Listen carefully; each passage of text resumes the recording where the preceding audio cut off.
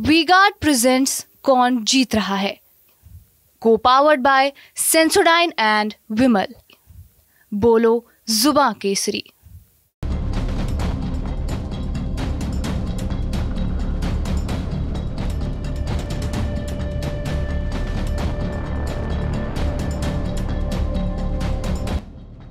लोकसभा चुनाव के 5 चरण बीत चुके हैं। 2 चरणों का सियासी रण अभी बाकी है, लेकिन अब लगता है कि शायद चुनाव फिर से उसी मुहाने पर आ खड़ा हुआ है जहां से इसकी शुरुआत हुई थी, क्योंकि पहले 3 चरणों में राजपूतों की नाराजगी ने चुनाव पर बड़ा असर डाला था।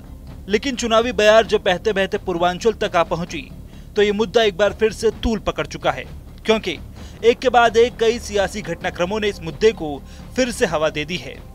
पूर्वांचल में राजपूतों को साधने की कोशिश में बीजेपी ने धनंजय सिंह को तो अपने साथ ला खड़ा किया, मगर राजा भैया को मनाने में नाकामयाब रही। बीते दिनों अनुप्रिया पटेल ने कौशाम्बी में एक जनसभा के दौरान राजा भैया का नाम लिए बिना एक बयान दिया था और कहा था कि अब राजा लोकतंत्र में रानी के पेट से पैदा नहीं होता है, अब राजा ईवीएम के बटन से पैदा होता है।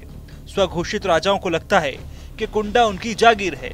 उनके भ्रम को तोड़ने का अब आपके पास एक अच्छा मौका है। से पैदा नहीं होता, ईवीएम के बटन से पैदा होता है।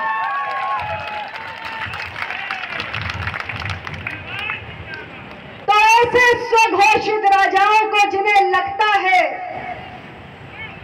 कि कुंडा हमारी जागीर है, उनके भ्रम को तोड़ने का अब आपके पास एक बहुत बड़ा सुनहरा अवसर आ चुका है। केंद्रीय मंत्री के इस बयान पर 5वें चरण के चुनाव में कौशाम्बी में वोट डालने के बाद राजा भैया ने भी पलटवार किया और कहा कि राजा या रानी अब पैदा होना बंद हो गए हैं, ईवीएम से राजा नहीं जनसेवक पैदा होता है। वो बयान अनावश्यक था, उसकी कोई आवश्यकता नहीं थी देने की। और ईवीएम से राजा नहीं पैदा होता है, ईवीएम से जनसेवक पैदा होता है, ईवीएम से जनप्रतिनिधि पैदा होता है और उसकी आयु 5 वर्ष की होती है।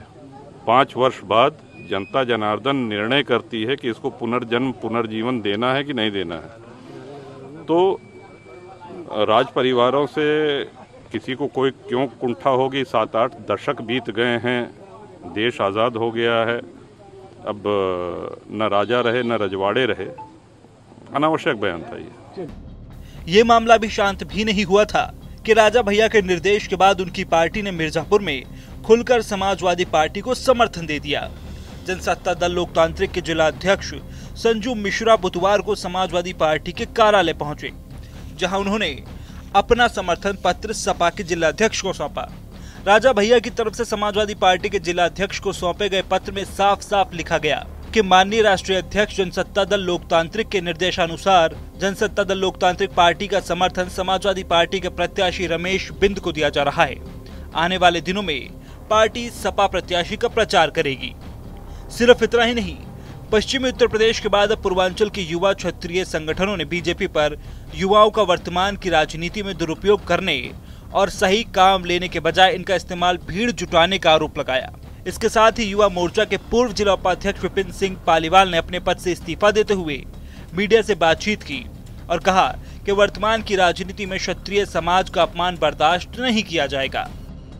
मैं इसमें लालगंज का जिला उपाध्यक्ष था भाजयुमो में।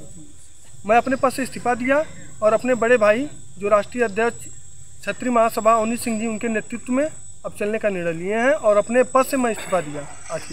आगे की यही गतिविधि है, हर गांव में जा कर के हर गांव स्तर पे समाज को जोड़ने का काम किया जाएगा।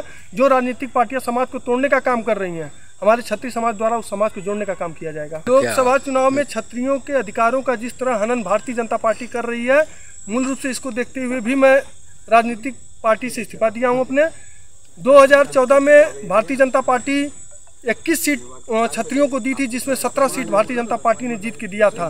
फिर 2019 में उस सीट को आंकड़ा कम के 17 सीट दी, जिसमें 14 सीट भाजपा जीती थी। फिर 2024 में टोटल क्षत्रियों को 10 सीट मिला। जो 10 सीट दी हैं, ऐसी सीट दी हैं जहां क्षत्रियों का हारने की संभावना ज़्यादा हो। इस तरह भारतीय जनता पार्टी क्षत्रियों की राजनीति खत्म करना चाह रही है।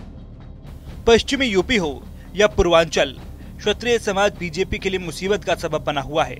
बीजेपी की तरफ से डैमेज कंट्रोल की कई कोशिशों के बावजूद कोई खास असर पड़ता नजर नहीं आ रहा है, जो कहीं न कहीं बचे हुए 2 चरणों के मतदान से पहले केंद्र और प्रदेश के सत्तारूढ़ दल के लिए चिंता का विषय है।